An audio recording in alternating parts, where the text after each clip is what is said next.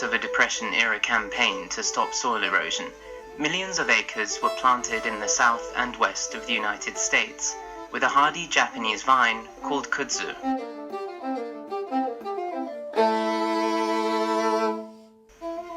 By the time the federal government stopped paying people to plant it, kudzu had come to be seen as a gargantuan threat to the countryside. James Dickey conjured a vision of kudzu as a Gothic horror, breaking into houses while the occupants slept on, dreaming of far eastern vines.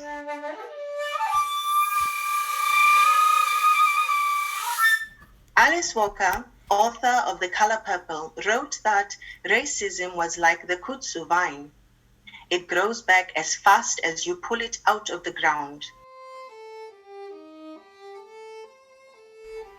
Kudzu smothered cars and houses show up again and again in 70s films of Southern life, ciphers for intractable poverty and defeat.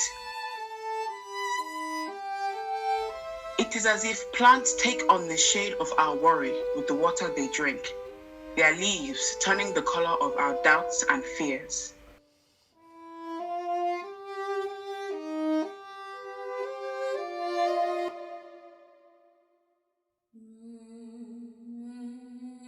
Buddleja Davidii has been classified as an invasive species in many temperate countries, where it can spread on open or unused land and in gardens. Within the United States, it is widely established as an escapee from cultivation, and classified as a noxious weed by the state of Washington, the initial US landfall of coronavirus.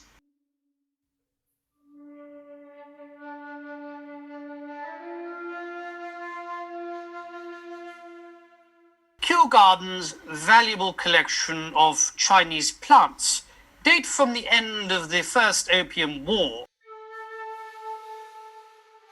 when Robert Fortune explored the environs of Hong Kong and the 5 other coastal ports to which Britain had gained access, describing plants and collecting seeds.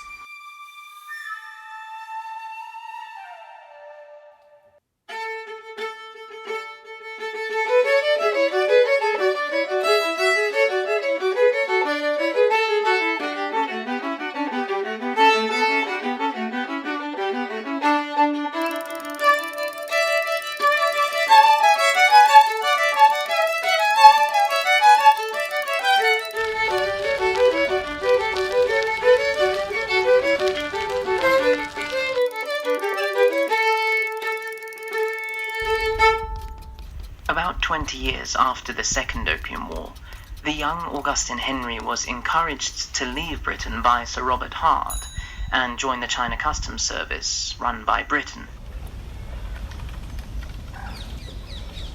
China was not our colony, but we dominated its trade.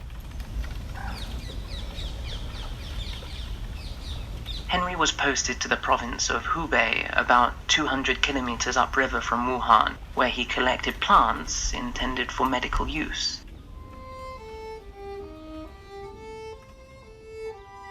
Greek colon means limb or appendage. From this we get the punctuation mark colon, betokening a separation of phrase from phrase. And we get the colon, a separation of one part of your gut from another.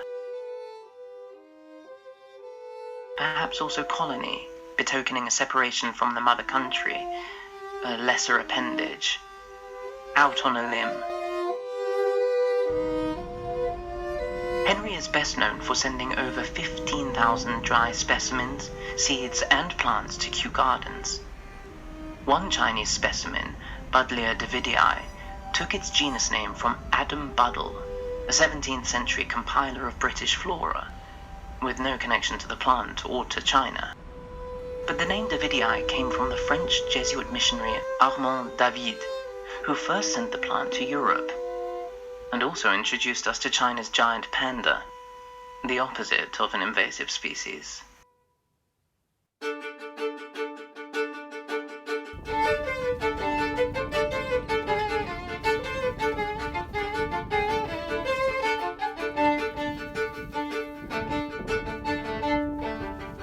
Today, the world's repositories of plants, seeds, and records, established by explorers like David, Fortune, and Henry, are being entered into computers, collated, and turned to new uses by informatic botanists.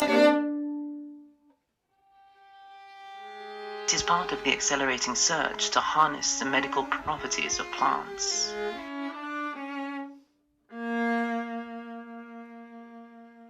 Professor Henry's travels in China were conducted under a cloud of pain, severe indigestion, which, he worried, might be appendicitis, and feared what would be almost certainly a fatal rupture.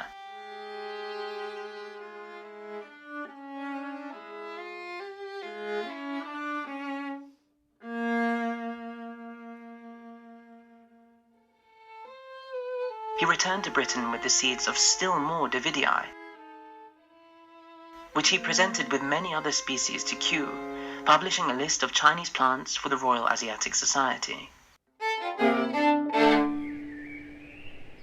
The Buddleja Davidii took to the British climate and gardens, winning horticultural awards in 1920. It is also known as butterfly bush. Producing a honey-scented nectar in August, it attracts 22 species of British butterfly.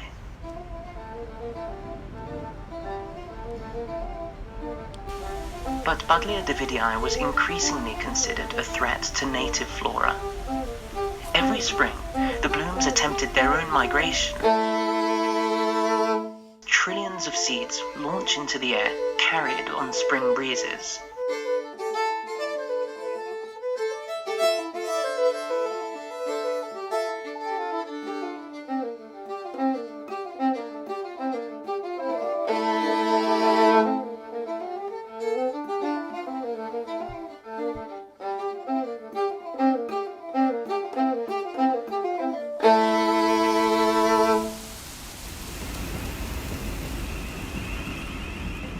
Britain's rail corridors filled with the wrong kind of flower. Its violet thatches brought on an army of exterminators who, like the plant, crossed and recrossed Britain each spring.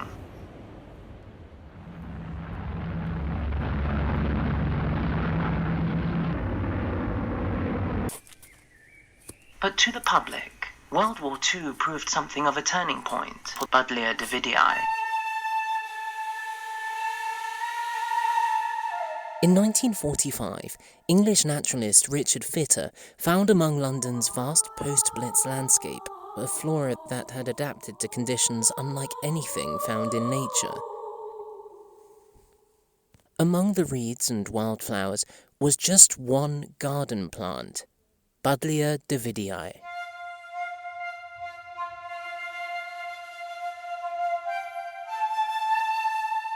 Buddleia's rash of purple colour filled in the red, torn scars of bombsites. Wild but hopeful. Today, its blooms are among the most popular and ubiquitous in the UK, holding a claim for the title of Britain's favourite flower.